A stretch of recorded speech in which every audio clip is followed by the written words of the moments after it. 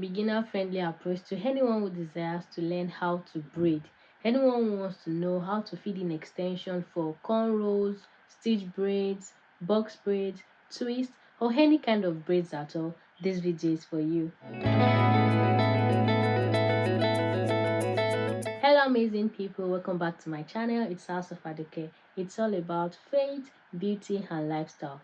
I'll be showing you a step-by-step approach to feed in extension for any kind of braids at all it is you want to braid. You can also call this method the invisible feeding, as we also have Ghana weaving, which is a different kind of feeding method.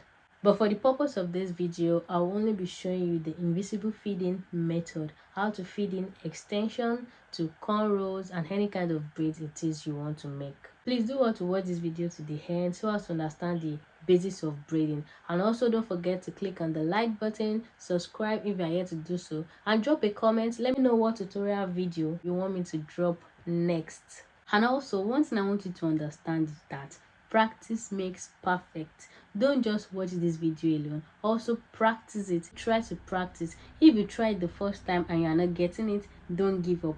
Try again and again and again and again till you get it. There's no room for quitting here. There's no room for giving up. Just do all to practice well, and with time you also will see that it's very easy and simple. So let's get into this.